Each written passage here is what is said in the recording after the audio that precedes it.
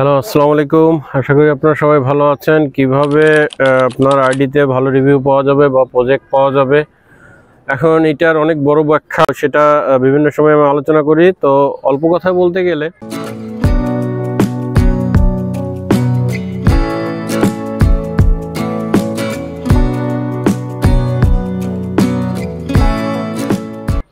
ভালো রিভিউ পেতে হলে ভালো কাজ করতে হবে। এখন এটা তো সবাই জানে, সবাই মুখস্থ যে ভালো কাজ করলে ভালো রিভিউ পাওয়া যায়।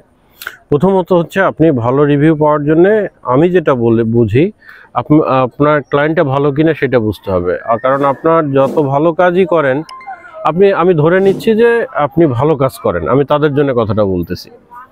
ভালো কাজ করেন তো, কিন্তু আপনি ভালো রিভিউ পাচ্ছেন না এই কারণে যে আপনি টার্গেটেড ক্লায়েন্ট বা আপনার ক্লায়েন্টকে আপনি চিনতে পারতেছেন না। অনেকে আমরা ক্লায়েন্ট, যেমন আমি 5টা ক্লায়েন্টের সাথে কথা বলে হয়তো 2টা কাজ নেই, 3টা নেই না। কারণ হচ্ছে কি, একটা খারাপ রিভিউ পেলে আপনি কিন্তু নেক্সট পরে যে আরও 3 মাস বসে যাবেন, এই 3 মাসে কিন্তু আপনি 20টা ক্লায়েন্ট হারাবেন।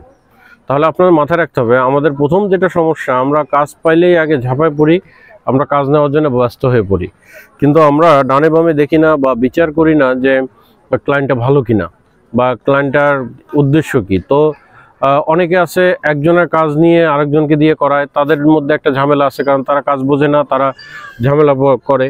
আপনাকে প্রথমে বুঝতে হবে ক্লায়েন্টের রিয়েল কিনা, অর্থাৎ তার নিজের কাজ কিনা, এটা একটা জিনিস। 2 নম্বর হচ্ছে, আপনি যখন ক্লায়েন্টকে বলবেন, কিছু প্রশ্ন করবেন। অর্থাৎ আমি সবসময় বলি, ক্লায়েন্ট যখন আপনার কাছে আসে, আপনি আপনার কাজের টপিকস অনুযায়ী প্রশ্ন করবেন। প্রশ্ন 1টা 2টা 3টা 4টা প্রশ্ন করবেন। যদি সে ভালো ক্লায়েন্ট হয়, প্রতিটা প্রশ্নের উত্তর আপনাকে দিবে, লাগলে সে আরও 2টা উত্তর বেশি দিয়ে দিবে আপনাকে। আর যদি ভালো ক্লায়েন্ট না হয়, তাহলে রেসপন্স করবে না, উত্তর দিবে না, বলবে তুমি এক্সপার্ট, তুমি জানো, তুমি দেখে নাও। তখন আপনি তার বিহেভিয়ারটা প্রথমেই যদি বোঝেন, তাহলে কিন্তু বুঝতে পারবেন যে আপনাকে ভবিষ্যতেও কি করতে যাচ্ছে। আমি আজকে যে কথাগুলো বলতেছি, এগুলো কিন্তু এক্সপিরিয়েন্স ফ্রিল্যান্সারদের জন্য, অর্থাৎ যারা 2-1 বছর কাজ করতেছেন কিন্তু বিভিন্ন সময় বিপদে পড়তেছেন, তাদের জন্য। তো আপনারা নতুন যারা, তাদেরও এগুলো জানা দরকার। আস্তে আস্তে এক্সপিরিয়েন্স আপনারা হবেন। নতুন যারা, তারা তো কাজের জন্য ব্যস্ত বা তারা কাজ পান। আরেকটা জিনিস হচ্ছে যে সবসময় আপনি চিন্তা করবেন যে আপনি যে কাজটা করতেছেন, এটা ক্লায়েন্ট জিততেছে কিনা। অর্থাৎ ক্লায়েন্টকে যদি আপনি উইন করান, তাহলে আপনি ভালো রিভিউ পাবেন। অর্থাৎ একটা কাজ আপনার ক্লায়েন্টের খুব এমার্জেন্সি, আপনি তাকে বুঝলেন যে এটা এমার্জেন্সি, তাকে আপনি জোর করে $1000 কাজ $1500 করায় নিলেন বা $2000 চার্জ করলেন। সে যদি আন্তরিক হয়, তখন আপনি বুঝতে পারবেন আন্তরিক, কিন্তু বেশিরভাগ সময় সে যদি আন্তরিক না হয়, তাহলে কিন্তু আপনি খারাপ রিভিউ পাওয়ার একটা পসিবিলিটি আছে। তাহলে এরপরে কাজের ব্যাপারে আসি। কাজের ব্যাপারে তো আসলে আপনাকে টু দি পয়েন্ট, ক্লায়েন্ট যখন মেসেজ করবে, আপনি প্রতিটা জিনিস বুঝবেন যে সে কি চাচ্ছে, তার রিকোয়ারমেন্টটা চাচ্ছে, এবং এই রিকোয়ারমেন্ট অনুযায়ী তাকে প্রথমে অর্ডারের আগেই তাকে বলে নেবেন যে একদম লাইন টু লাইন, যে তোমার এই রিকোয়ারমেন্ট আর আমি তোমাকে এই দিচ্ছি। লাগলে আপনি স্যাম্পল দিবেন যে এই হচ্ছে আমার, একটা স্যাম্পল করে রাখবেন, এই হচ্ছে তোমার কাজের স্যাম্পল। 2 হচ্ছে, কাজ একেবারে ডেলিভারি দিবেন না। কাজ যতটুকু করেছেন, ধরেন আজকে আপনার 4 দিনের কাজ, আপনি একদিনে যতটুকু করেছেন সেই কাজটা ক্লায়েন্টের কাছে জমা দেন। জমা দিলে ক্লায়েন্ট আপনাকে রিভিউ করবে। ক্লায়েন্টকে বলবেন যে আমি এতটুকু করছি, ঠিক আছে কিনা। তখন ক্লায়েন্ট এটা চেক করে বলবে যে না, তোমারটা এটা ঠিক আছে বা ঠিক নাই। এই রেকর্ডগুলো আপনার মেসেজ, ফাইবার, আপওয়ার্ক বা আপনার রেকর্ডে থাকতেছে কিন্তু। এবং ক্লায়েন্ট যদি ভালো হয়, তাহলে সে রেগুলারলি আপনাকে কিন্তু এই জিনিসগুলো বলবে যে না, তোমার এটা ভালো হচ্ছে, খারাপ হচ্ছে। এবং ক্লায়েন্ট যদি ভালো হয়, আপনার প্রতি খুশিও হবে। তাহলে এভাবে আপনি ধরেন, প্রথম দিন 4 দিনের কাজ হলে প্রথম দিন 20% কাজ করে তাকে দিলেন, দ্বিতীয় দিন 50%, তারপরের দিন 75%, ফাইনালি সাবমিট করলেন। যখন দেখা যায় যে বিদেশের বাইরে ক্লায়েন্টদের টাইমের একটা ব্যাপার থাকে, তো আপনি 4 দিন পর দিলেন, দেখা যাবে তার মনের মতো 50%ও হলো না, তখন আপনাকে একটা খারাপ রিভিউ ডেফিনেটলি দিয়ে যাবে।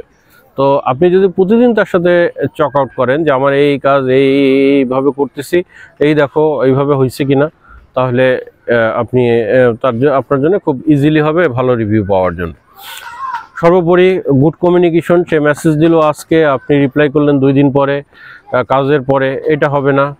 কুইক রেসপন্সটা করতে হবে। যতক্ষণ, এখন আপনি ঘুমায় আছেন, 6 ঘন্টা পরে রিপ্লাই করছেন, হ্যাঁ, আপনি এসে বলেন যে আমার রাত ছিল, আমি মেসেজ করতে পারিনি, সকালে তোমাকে মেসেজ দিলাম, তুমি এখন রিপ্লাই করো।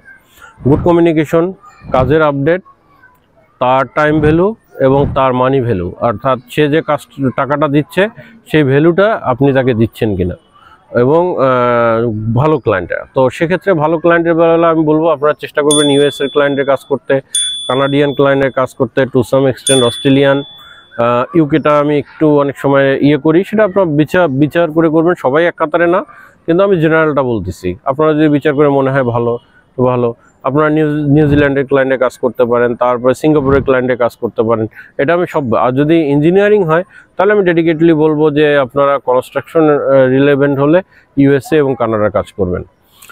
তো এই মোটামুটি, তাহলে আপনি প্রথম হচ্ছে আপনার কোন লোকেশনে কাজ করতেছেন সেটা, ক্লায়েন্ট কেমন, তার বিহেভিয়ার কেমন, কোঅপারেটিভ কিনা সেটা দেখবেন।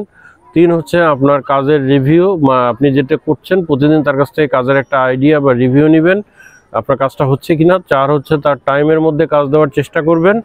আর 5 হচ্ছে তার আপনি যে কাজটা করতেছেন সেটা তার ডলারটা আপনাকে খরচ করতেছে সেটার সাথে যায় কিনা।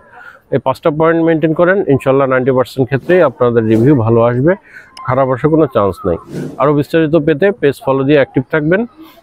যারা ইউটিউব থেকে দেখছেন সাবস্ক্রাইব করবেন। আমি রেগুলার ভিডিও করি, কথা বলছি আপনাদের সামনে, world top rated freelancer engineer Rashed.